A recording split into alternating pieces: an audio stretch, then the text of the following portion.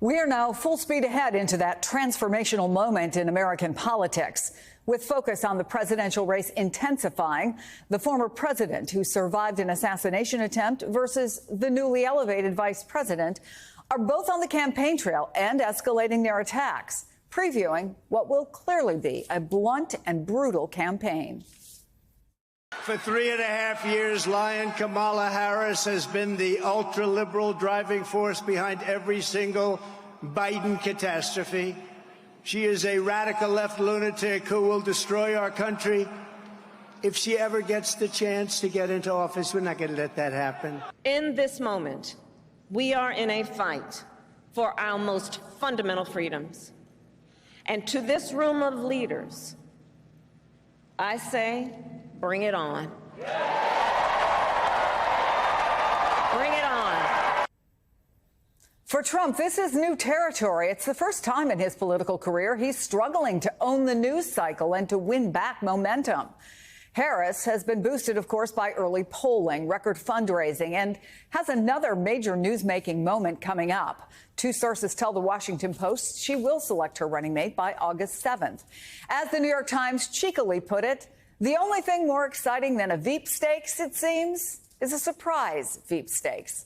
NBC's Ali Rafa is following the Harris campaign in Houston. Also with us, former New York Democratic congressman and former chairman of the House Democratic Caucus, Joseph Crowley, and Washington Post columnist and MSNBC political analyst Eugene Robinson. Great to have you all here. Okay, Ali, you are where Kamala Harris was just a short time ago, now in a race to define herself, essentially, before her potential opponent does. What did voters hear from Harris today? Amazing and awesome.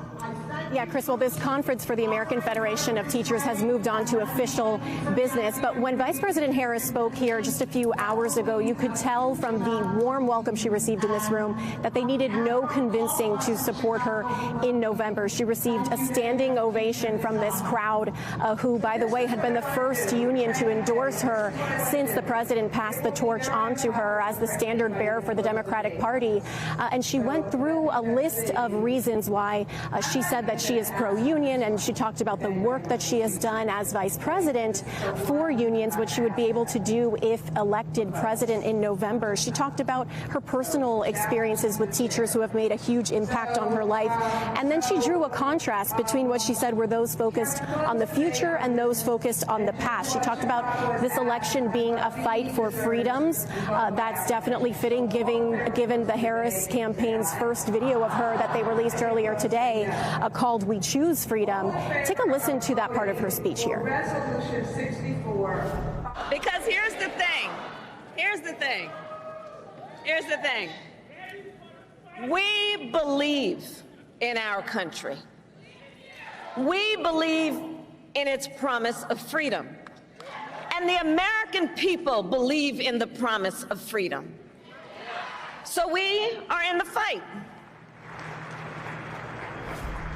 Resolution number 62. Harris then ticked through a list of goals she says that former President Trump and MAGA Republicans have if they win the White House in November. At one point, even asking the crowd here if they had seen the Project 2025 agenda. And finally, she got a huge reaction from the crowd here when she talked about these vows that she would make if elected in November. She talked about enshrining Roe v. Wade back into federal law, passing the John Lewis Voting Rights Act, banning assault weapons, and making sure that every student in this country can learn America's history. A huge reaction here when she made those vows. And notably, after she left here, the union even played a montage of video clips of members vowing to support Harris in November and to get out the vote for her leading into November in these next coming months, Chris. Ali, thank you for that. Well, Congressman, this has been, I think we can fairly say, an electric week for Kamala Harris. A pretty historic start to her campaign, massive donations rolling in.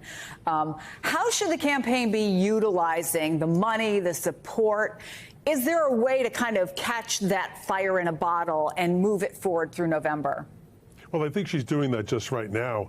I think in creating or drawing the contrast between herself and Trump in particular, someone who is a prosecutor versus someone who's convicted of 34 criminal counts and is now a convict. It's also drawing that distinction between freedom and autocracy. These are clear issues that she's drawing out and she's mapping out for these next 3 or 4 months. And I think they're already doing that. The excitement that's already been drawn, look at the overwhelming numbers in fundraising. Over 60% is the first time contributing to a campaign. So that's real excitement on the ground, I think in some of these more competitive districts as well.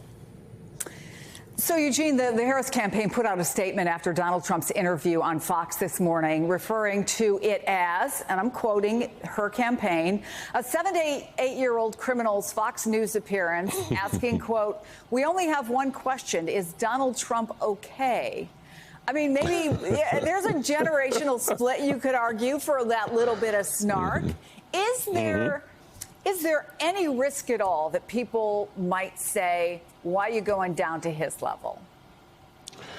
Whoa, wow, that's a long way above his level, Chris. As you well know, she's not anywhere near his level. Look, I think she's one thing that she's doing that is so important, and I'm sure is driving Trump crazy, is, as you mentioned, she is dominating the news cycle. He can barely get a word in edgewise. He can't get anywhere